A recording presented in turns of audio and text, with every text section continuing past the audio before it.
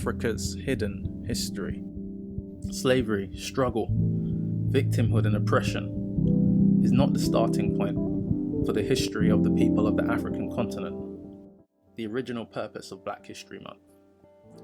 Is it possible to cover the history of any group of people in a month? When Carter G. Woodson created Negro History Week in 1926, his goal was to teach children and adults throughout America and the world about the proud history and tradition that Africans have. He wanted to teach young boys and girls in the US and around the world that Africa was and is so much more than people living in huts, hunting antelope, and dancing around campfires.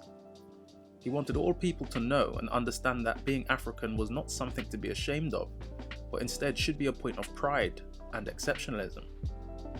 Unfortunately for him, this has failed to be the case both in the USA and in Britain.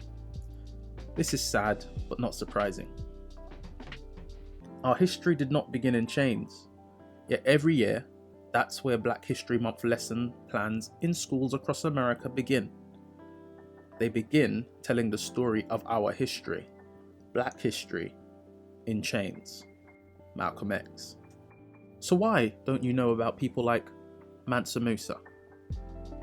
The BBC says, meet the richest person who ever lived, Mansa Musa.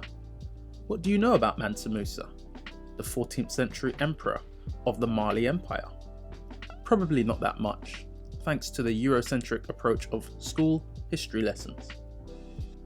Mansa Musa means emperor or sultan.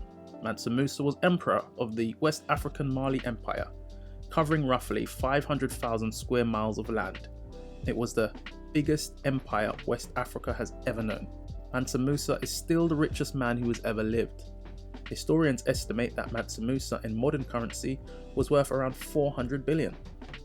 That is more than twice as wealthy as Amazon's Jeff Bezos.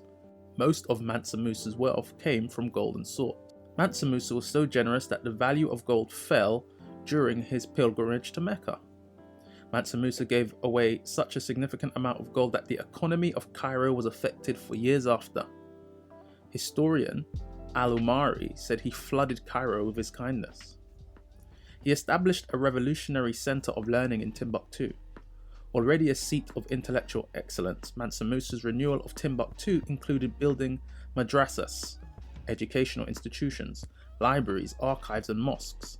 Timbuktu held hundreds of thousands of texts and became one of the most prominent cities in West Africa. I ask again, why don't you know about Tishitwalata?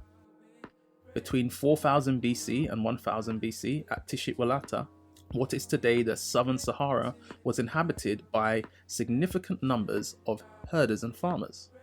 In modern-day Mauritania, they built what are considered among the earliest known civilizations in West Africa, composed of more than 400 stone masonry settlements with clear street layouts.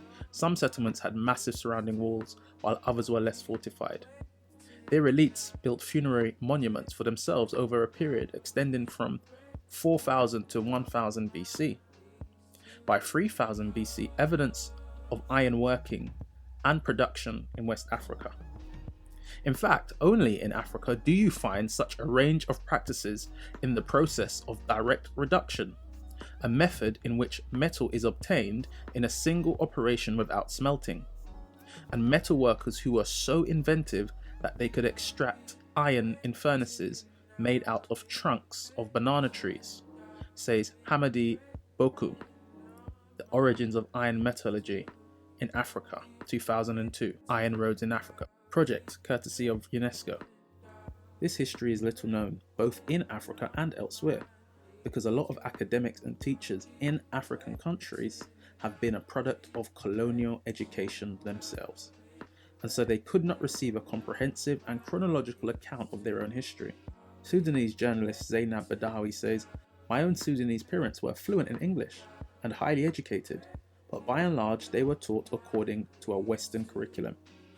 Even when they looked at their own history, it would have been through the perspective of Western scholars. One such view was reflected in the comments by Hugh Trevor Roper, widely regarded as one of Britain's foremost historians. He said in 1965, perhaps in the future there will be some African history to teach, but at present there is none, or very little. There is only the history of Europeans in Africa.